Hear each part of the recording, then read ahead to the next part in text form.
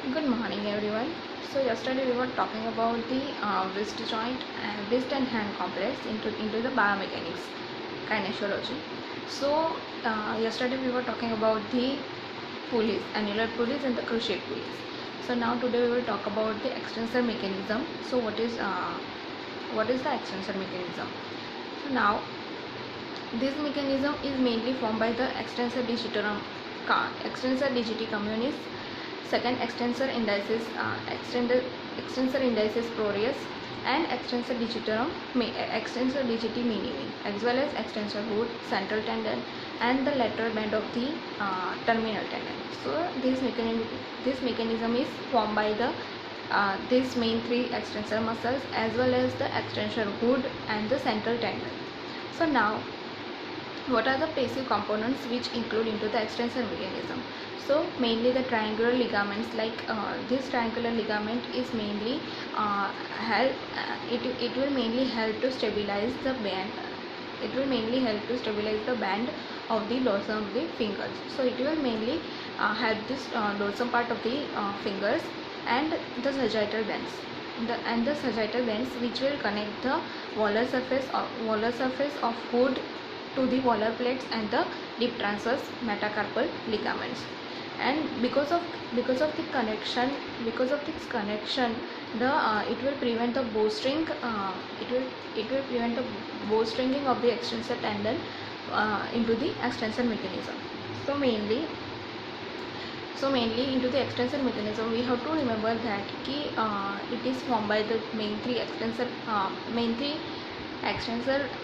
muscles, as well as the extensor hood and the central tendon, as well as it will also include the passive components like triangular ligaments. This triangular ligament will help to stabilize the bands on the dorsum of fingers, as well as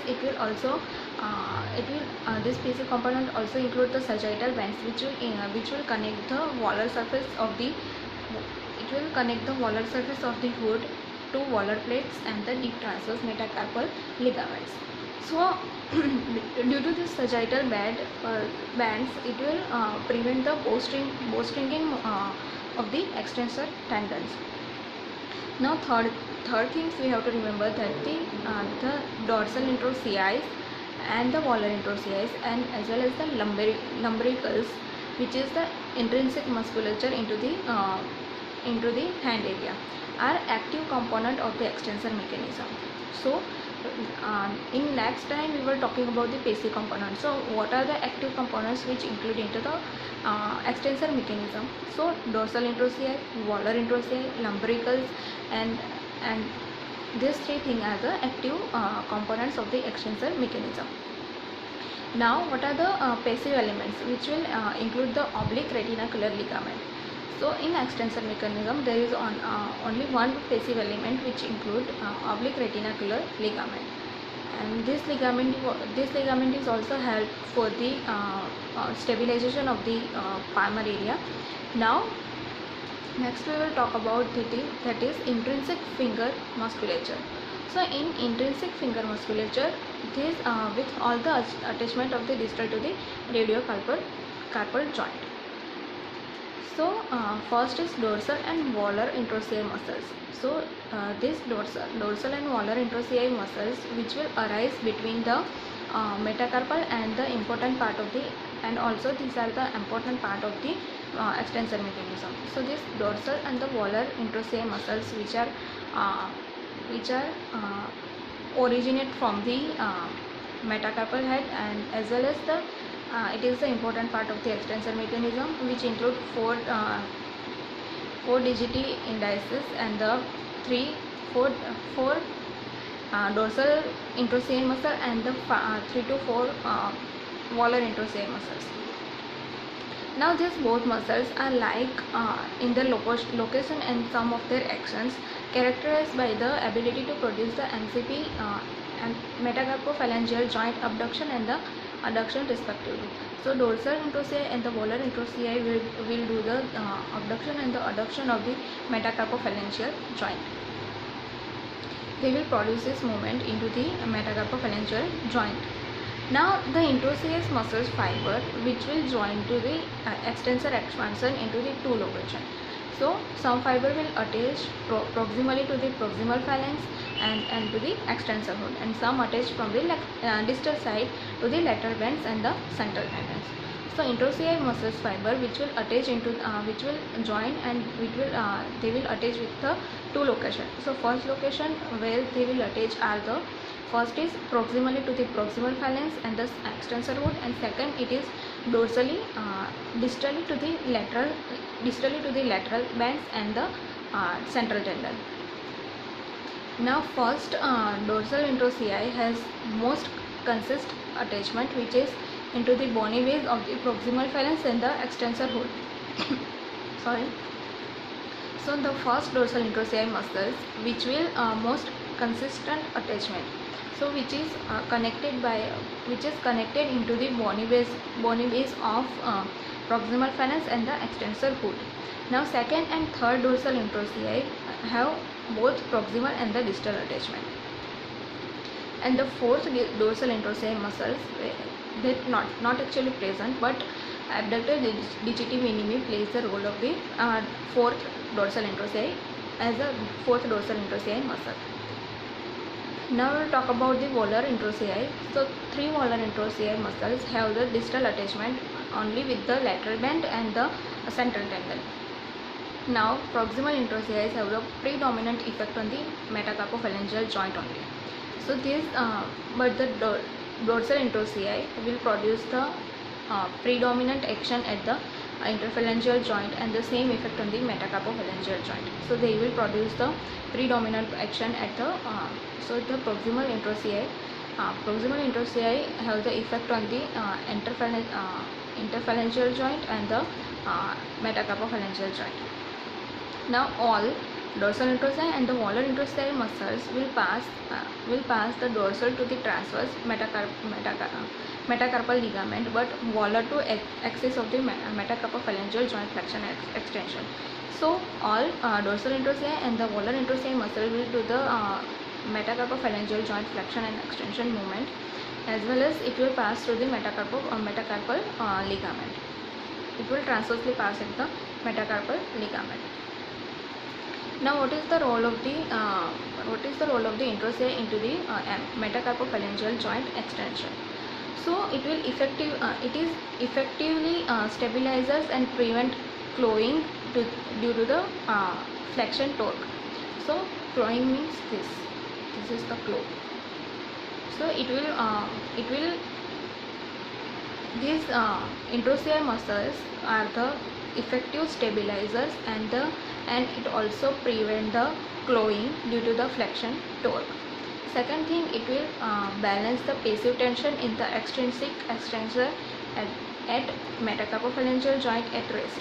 So second, they will do the balances passive tendon. It will act as a it will also create a balance mechanism into the passive tension of the extrinsic extensor at the metacarpophalangeal joint at rest. Third thing they will do that interossei muscles are also effective abductors as interossei muscles are the effective adductors at the metacarpophalangeal joint, and mainly when the MCP are in the extension position. So during this interossei muscles will help to do the adduction movement, help to create a abduction and adduction movement into the fingers. So fourth thing they will do that is proximal insertion muscles are more effective than the distal insertion muscles. So abduction is stronger than the adduction. So these interossei muscles have that insertion, their insertion of the interossei muscles are the more effective than the distal insertion muscles. So the abduction of the fingers are the stronger than the adduction into the fingers. So third thing, now we will talk about that role of interossei at the MCP joint in the flexion. So this is into the flexion what they will do. So first is from extension to flexion, from MCP joint extension to flexion.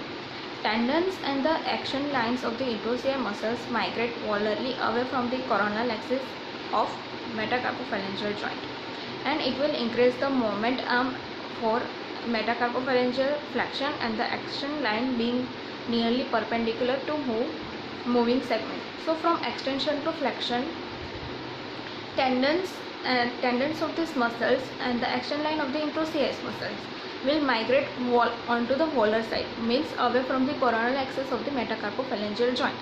So they will away from the coronal axis, and it will also increase the movement of it will also increase the momentum for the metacarpophalangeal flexion. So it will increase the moment of the flexion joint, flexion moment, and it also act line being nearly perpendicular to moving the segment. Now second thing that it will increase the flexion torque at the metacarpophalangeal joint as it approaches to full flexion. So they will also increase the flexion torque at the metacarpophalangeal joint, and because of that they will provide the full flexion of the metacarpophalangeal joint. Third thing they will do that volar migration of the interossei is restricted by deep transverse metacarpal ligament, and it will prevent the loss of active tension and serve as an anatomical pulley. Third thing they will do that an interossei muscle will be interossei muscle will be restrict the deep transverse metacarpal ligament, and it will also prevent the active tension. It will also prevent the active tension, and it also serve as a anatomical pulley. And next they will do that full metacarpophalangeal flexion. Into the full metacarpophalangeal flexion, the flexion, abduction, adduction, and which is restricted due to tight collateral ligament and shape of the condyles of the metacarpal head, and active insufficiency of full shortened interossei muscle. So this movement is metacarpal phalangeal joints movement, like flexion, abduction, adduction. This movement are restricted. Why it is restricted? Because it has a tight collateral ligament.